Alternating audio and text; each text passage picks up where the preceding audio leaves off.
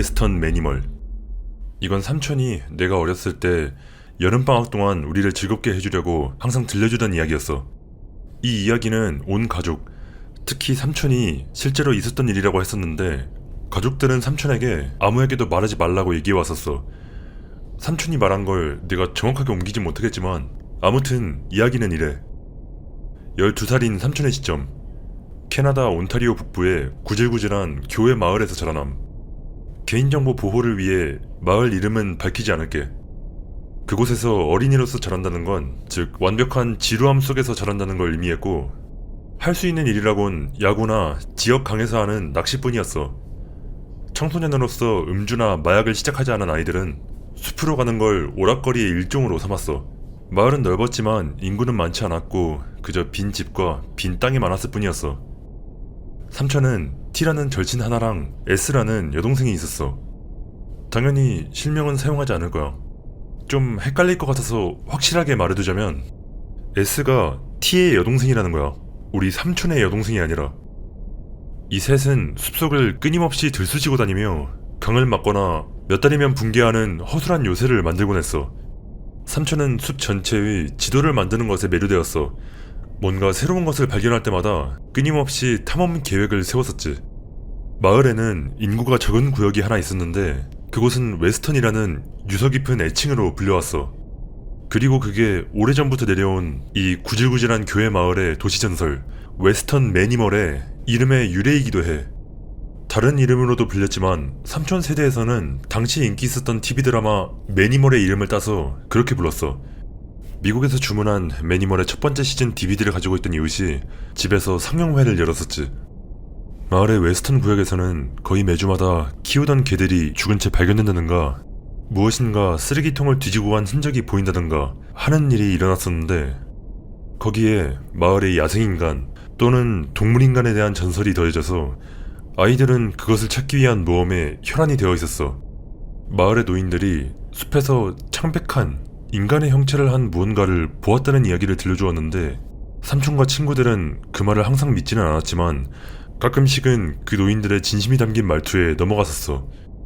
부모님들은 아이들에게 숲의 위험성에 대해 교육할 것을 당부받았는데 딱히 매니멀 전설 때문에 그랬다기보단 숲속에는 곰이나 코요테 같은 어린애들 따위는 쉽게 찢어발길 실질적인 위협이 존재하기 때문이었어. 애들은 이것을 우리를 매니멀로부터 보호한다고 받아들였고 애들의 상상과 두려움이 너무 심해지는 바람에 어떤 선생님들은 애들을 모두 앉혀놓고 매니멀은 그냥 마을에서 몇 세대 전에 만들어낸 바보같은 오래된 전설일 뿐이라고 교육을 했었는데 이것은 그저 삼촌과 친구 T가 더욱 그것의 존재를 증명하고 싶어하게만 만들 뿐이었어. 어느 날 삼촌네 반 아이 중 한 명이 모두에게 자기 개가 실종되었다며 혹시 본 사람이 없냐고 물어와. 삼촌은 웨스턴 매니멀이 그 개를 데려간 거라고 생각했고 숲에 아직 가보지 못한 지역이 있는지 찾기 위해 지도를 확인해. 평소에 멀리했던 숲 한가운데 대략 1km 정도 너비의 커다란 구릉지역. 삼촌과 친구들이 아직 거기에 가지 않은 유일한 이유는 마을 주변을 흐르는 강 중 하나가 그곳을 감싸고 있기 때문이었어. 거기에 그 강은 쉽사리 건널 수 없을 정도로 넓고 깊었고 그 지역의 반대편은 아무도 지나가 본 적이 없는 울창한 덤불이었고 그곳도 쉽게 건널 수는 없었어. 삼촌은 때가 왔다고 생각해. 만약 웨스턴 매니멀이 거기에 없다면 어디에도 없는 거겠지. 그렇게 멍청한 12살짜리들은 매니멀을 찾기 위한 여정을 떠나기로 했어. 샌드위치 몇 개, 우유 한 통, 그리고 펩시 4캔과 함께. 지능 이슈로 손전등은 챙기지 않았지만 매니멀을 찾기 위한 쌍안경은 챙겼지. T는 자신보다 2살 어린 여동생 S를 여정에 포함시키기로 결정해. 세 사람은 싸구려 목재와 접착제로 만든 형편없는 배를 건조하기 시작했지만 결국 만들게 된 건 배처럼 생긴 뗏목일 뿐이었어. 적어도 삼촌의 설명에 따르면 말이야. 두꺼운 덤불을 헤치고 가는 건 시간이 너무 오래 걸릴 거라 삼촌과 친구들은 이걸 타고 강을 건널 작정이었어. 세 사람은 노 2개를 챙기고 바보같은 빨갛고 파란 야구 모자를 하나씩 쓴 다음 그들만의 장대한 여정을 시작해. 해가 지기 직전 부모님한테 아무 말도 하지 않고 떠났어. 그 시절에는 애들을 엄청 풀어놓고 키웠나봐. 세 사람은 그 개떡 같은 배 모양 뗏목을 짊어진 채 힘겹게 숲을 뚫고 걸었어. 그들이 밤새도록 격전을 벌였던 요새를 지나고 그들이 재미삼아 휘발유에 불을 붙이던 자갈구덩이도 지나서 마침내 강에 도착했는데 거기서 건너편까진 아마 12m 정도 떨어져 있었을 거야. 삼촌과 친구들은 노를 꺼내 젓기 시작했고 3명 모두 선체에 낑겨 들어갔는데 그게 너무 무거웠던 건지 그 허술한 배는 그들이 노를 젓기 시작하자마자 물이 새기 시작해. 그러나 조금 모자랐지만 완고한 아이들은 무사히 왕복할 수 있을 거라 생각했고 반대편에 도착했을 때쯤엔 배는 완전히 가라앉았고 셋은 푹 젖어버리고 말아. 아직 일주 시간도 좀 남았고 시간이 걸리더라도 돌아갈 때는 울창한 덤불을 통과하기로 결정해. 티는 여동생에게 자기랑 삼촌이 언덕 위로 돌아 올라갈 동안 그 지역의 반대편을 확인하라고 말했고 두 사람은 마른 자갈 언덕으로 올라가 반대편에 있는 쬐그만 절벽으로 향해. 어떤 흔적이라도 찾기 위해 아래를 내려다보았지만 이렇다 할 만한 건 찾을 수가 없었어. 그들은 인내심을 가지고 침묵을 유지한 채 여동생 S가 돌아올 때까지 기다려. 마침내 절벽 아래에서 무언가를 듣게 되었고 두 사람 모두 아래쪽 또 다른 작은 언덕에 난 구멍 근처에서 무언가 움직이는 것을 봐. 흐르는 강의 물살 옆으로 무엇인가가 움직여. 삼촌은 쌍안경을 눈높이로 들어올려. 이 이야기를 들려줄 때 삼촌은 언제나 이 부분에서 목이 메들어. 쌍안경 너머로 푸르스름한 회색의 작은 인간형 생명체를 봐. 완전히 발가벗었고 키는 대략 삼촌이랑 비슷한, 그러니까 약 150cm 정도야. 엄청나게 말랐고 팔이 몸에 비해 지나치게 길어. 그리고 그것은 지저분하게 뒤엉킨 검은 머리카락을 가지고 있었는데 적어도 30cm는 넘는 길이었고 그 구불구불하고 부스스한 머리카락이 얼굴을 가리고 있었어. 지저분한 알몸 전체에 상처와 멍이 있었고 거의 쇠약해 보일 정도야. 그것은 엄청나게 긴 손가락과 그것보다도 긴 지나치게 자라난 손톱으로 무언가를 끌고 가고 있어. 배가 갈라진 골든 리트리버. 반 친구의 잃어버린 개가 틀림없었어. 티랑 삼촌이 완전한 침묵을 유지하고 있던 그때 그것이 잠깐 동안 멈추었었고 그리고 그것이 삼촌을 올려다봐. 삼촌은 여전히 쌍안경을 통해 그 생명체를 응시하고 있어. 아직 약간 남아있던 햇빛 아래에서 삼촌은 그것의 얼굴을 볼 수 있었어. 삼촌은 항상 그것을 정확히 같은 방식으로 묘사했었어. 머리는 몸에 비해 너무 둥글고 컸으며 제대로 발달되지 못한 이마가 그것의 머리를 거의 구형으로 보이게 만들었어. 엄청나게 가느다란 목에 거대한 목젖으로 보이는 것이 튀어나왔으며 길고 덥수룩한 머리카락은 피와 흙으로 얼룩져 있었고 얼굴 위로 흘러내려 일부를 가리고 있었어. 그것의 붉어진 눈은 새까맸고 지나치게 튀어나와 있어. 얼굴 가죽의 색은 몸보다 더 어두웠고 거의 담겨진 듯이 팽팽했어. 그것은 코가 없었어. 그것은 눈썹이 없었어. 그것은 귀가 없었어. 삼촌은 자신이 그 괴물을 얼마나 오랫동안 쳐다봤는지 모르겠다고 했어. 그러다 결국 그것은 땅에 나있는 구멍을 향해 침착하게 걸어가. 충격을 받은 티가 삼촌에게 말을 걸었어. 티는 삼촌만큼 정확히 보진 못했지만 그것의 형체는 봤었거든. 삼촌은 넋이 거의 반응이 없다시피 했어. 티가 삼촌을 언덕 아래로 밀어냈고 그들은 엄청나게 소음을 만들어냈지만 지금은 한시라도 빨리 S를 찾아 집으로 튀는 게 급했어. 이 시점에서 해는 다 넘어가 버렸고 어둠이 내려앉고 있어. 둘은 S를 보냈던 반대편을 향해 달리기 시작해. T는 여동생을 찾지 못해 패닉 상태에 빠지고 있고 S를 찾아 돌아다니면서 삼촌은 서서히 제정신을 찾기 시작해. 둘은 그것의 주의를 끌까봐 소음을 최소한으로 줄이려 했고 T가 여동생의 이름을 속삭이며 외치기 시작해. 삼촌이 T가 소리를 내지 못하게 막아. 덤불 너머에서 구멍 속에서 나온 그것이 그들에게 다가오는 소리가 들려와. 둘은 그것이 만들어내는 소리 때문에 그게 S가 아니라는 걸 알고 있었어. 둘은 왔던 길을 되돌아가 반대쪽 덤불이 무성한 곳으로 달려왔고 둘은 반대편에 도착해 숨을 고르려 덤불 속에 숨어. S가 숲에서 길을 잃었다면 분명히 무언가 소리를 내서 알리려 할 텐데 S가 삼촌과 T를 부르는 소리는 들리지 않았고 그 사실은 T를 겁에 질리게 만들어. 두꺼운 덤불 지역을 통과하는 가장 빠른 길은 아까 그것이 개를 끌고 가던 곳 근처였어. 둘은 가능한 한 빨리 집으로 돌아가 총을 가진 부모님들을 데려와서 동생을 찾자는 계획을 세웠고 몇 분 더 기다리는 새에 주변은 점점 더 어두워져. 삼촌과 T가 덤불을 향해 달리기 시작했을 때 무슨 소리를 들어. 둘 다 그 자리에서 얼어붙곤 넘어진 나무 뒤로 몸을 숨겨. 아까 그 괴물이 개활지로 나와 삼촌이랑 T를 보지는 못했어. 이번에는 또 다른 무언가를 끌고 있어. 아까보다 훨씬 작은 개였어. 갈색인 것처럼 보였지만 이미 완전히 내려앉은 어둠 때문에 제대로 볼 수가 없었어. 그 작은 개는 모종의 밧줄이나 엉성한 덩굴로 묶인 채 미친듯이 꾀꾀거리며 지저대고 있어. 괴물이 개를 고문하기 시작해. 머리를 누른 채 자신의 손톱을 사용해 어딘가를 자르고 있어. 그리고 그러는 내내 그것은 자신의 머리를 위아래로 흔들며 쉰 목소리로 마치 웃는 것 같은 소리를 내. 아주 어렴풋이 그것이 미소를 짓고 있다는 것을 알아봐. 산채로 개의 가죽을 벗기고 살을 잘라내기 시작했고 이윽고 먹기 시작함과 동시에 개의 움직임이 멎어. 두 사람은 가능한 한 소리를 내지 않으려고 노력하며 아주 천천히 멀어져가.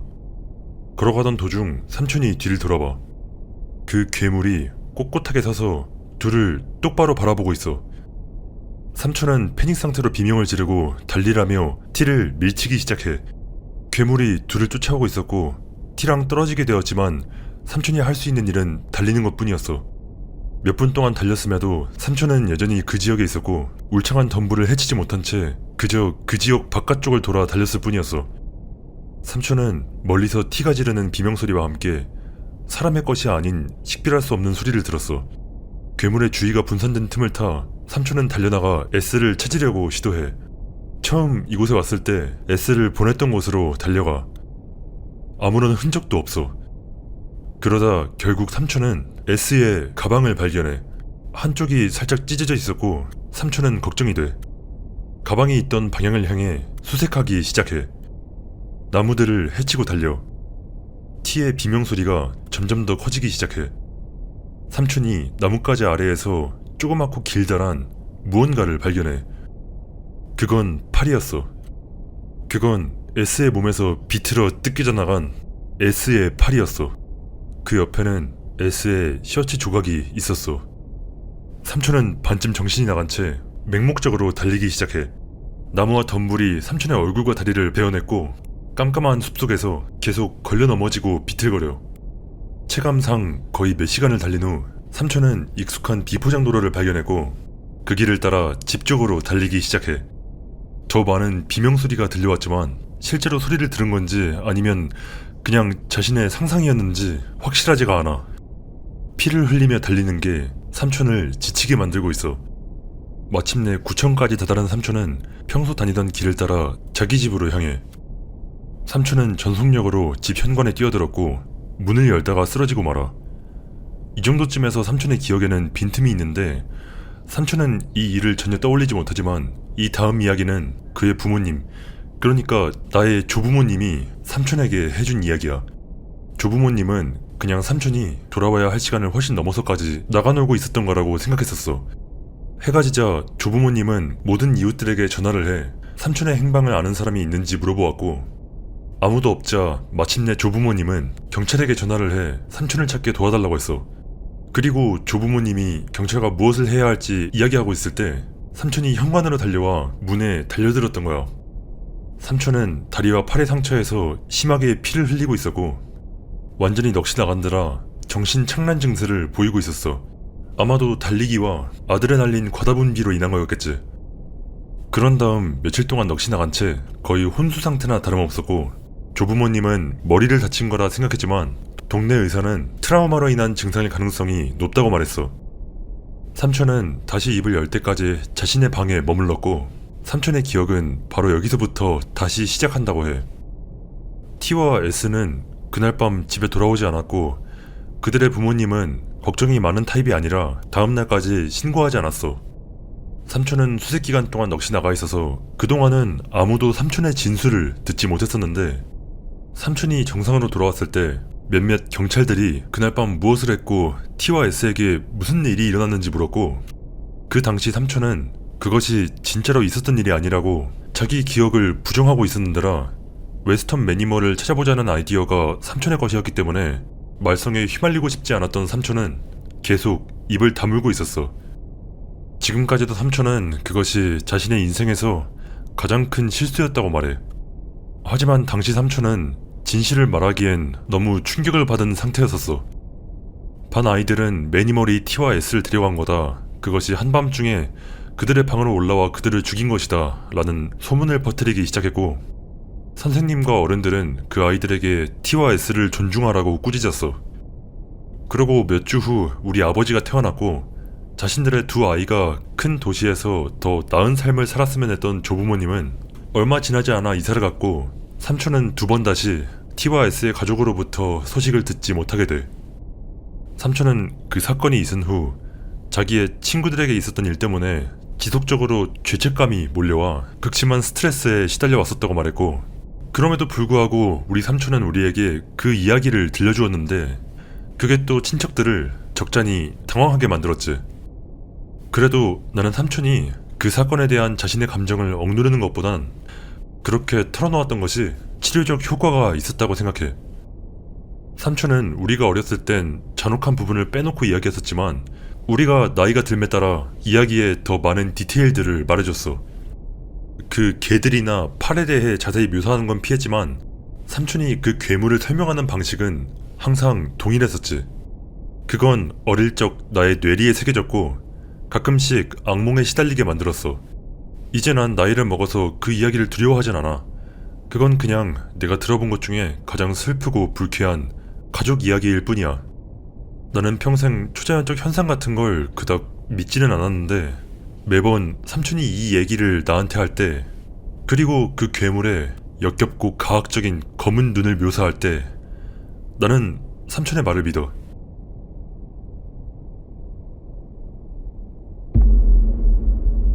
덤벼라 빅풋. 정신나간 숲 이야기? 정신나간 숲 이야기. 먼저 내 이야기로 시작해볼게. 17살. 나와 내 가장 친한 친구는 친구 부모님의 오두막에서 머물기로 해. 친구 부모님은 흔쾌히 허락해 주었고 우리 부모님은 내가 연휴 동안 친구네 집에서 머무는 거라고 생각하고 있어. 이건 또 다른 이야기지만 우리 부모님은 내가 이것저것 하는 걸 탐탁치 않아 했거든. 친구의 부모님이 우리를 오두막까지 차로 바래다 주고 우리의 식량과 짐들을 실내로 옮기는 걸 거들어 주셨어. 지금으로부터 3일 후에 다시 만나기로 약속을 한 다음 친구의 부모님이 떠나. 친구와 나는 서로 신나가지고 바보천지 마냥 사방을 뛰어다녀. 페인트볼 총을 가지고 숲속에서 사격놀이를 하기로 결정하곤 기본적인 물품을 몇 가지 모아서 출발해.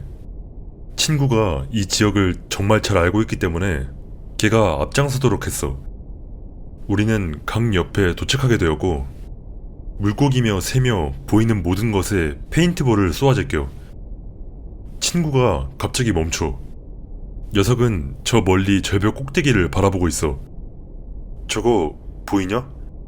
그가 물어. 개 같은 거 족도 베는 게 없습니다 캡틴. 친구가 쌍안경을 꺼내서 내게 건네준 다음 어디를 봐야 할지 알려줘.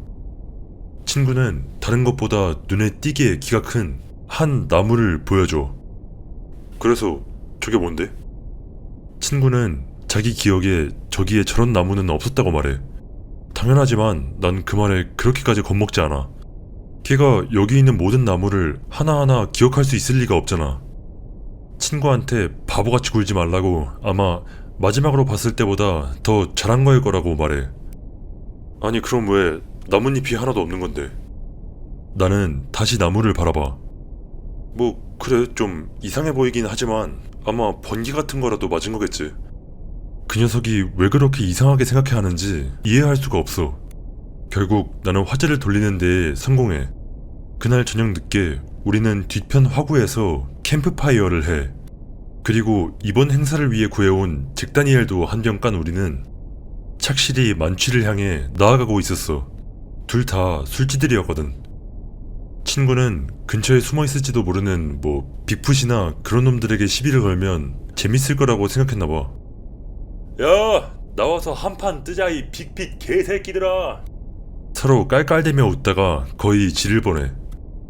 친구가 캠프파이어에서 불타는 조각을 하나 꺼내 숲속으로 집어던져. 그리고 걔가 그걸 집어던지자마자 우리 뒤쪽 숲에서 무언가 쿵 하는 소리가 들려. 우리 둘 다 화들짝 놀랐고 친구는 오두막 안으로 들어가고 싶어해. 또 그 아까 지었던 이상한 표정을 지어 보이며 다시 한번 굉장히 불안해하는 듯 보여. 친구에게 도대체 무슨 일이냐고 물어봐. 친구는 주저하다가 나한테 만약 이런 일이 일어난다면 실내로 들어가라는 말을 들었다고 이야기해. 누가 그랬는데? 친구가 자기 부모님이 그랬다고 대답해. 이건 전혀 그 녀석답지 않았고 난 계속 도대체 무슨 일이 일어나고 있는 거냐고 캐물어. 그리고 친구는 그냥 안으로 들어가면 내가 원하는 걸 다 알려주겠다고 말해. 나는 그 말에 응했고 우리는 안으로 들어가.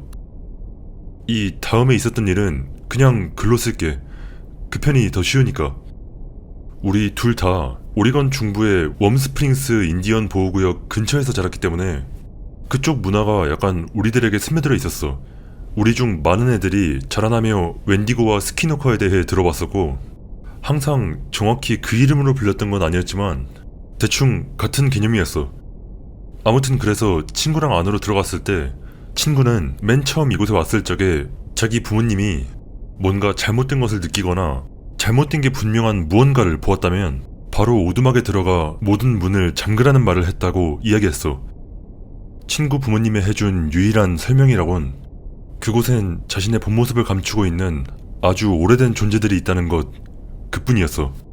아직 아무 일도 일어난 적은 없었지만 어디까지나 그건 친구가 언제나 부모님이 하는 말을 들어왔기 때문이었을 수도 있었어. 그리고 그 후 나는 그거에 대해서 딱히 반문하지도 않았어. 우리 가족은 그런 일 자체에 그닥 관심이 없어 했지만 이건 또 다른 이야기긴 한데 나 개인적으로는 언제 한번 다른 친구와 함께 사막에서 환각 상태에 빠져 있을 때 봤던 게 좀 있기도 했고 그래서 난 녀석이 부모님에게 들은 말을 지키고 싶어하는 걸 존중했어. 그리하여 우리는 다음날 아침까지 오두막 안에 머물렀어.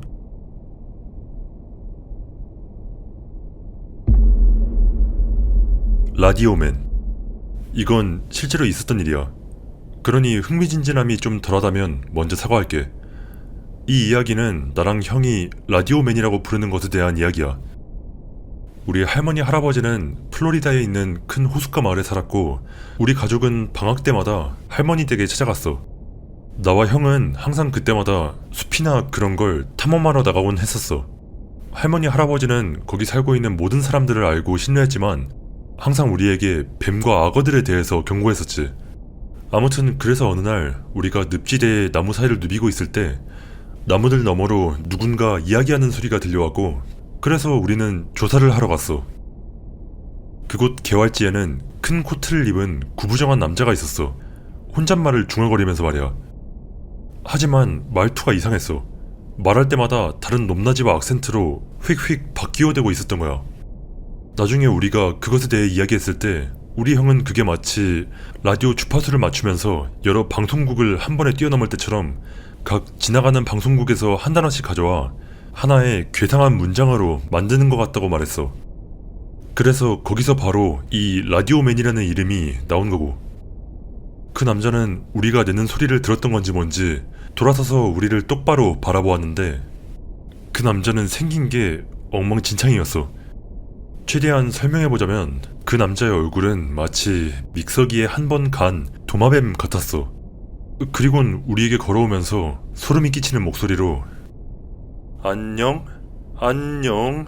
안녕? 이라고 말하는 거야. 그걸 본 우리는 그냥 전속력으로 도망쳤어. 우리는 집에서 한참을 멀리 떨어져 있었기 때문에 우리는 한 10분 정도 달리다가 속이 들여다보이지 않는 큰 덤불에 숨었어.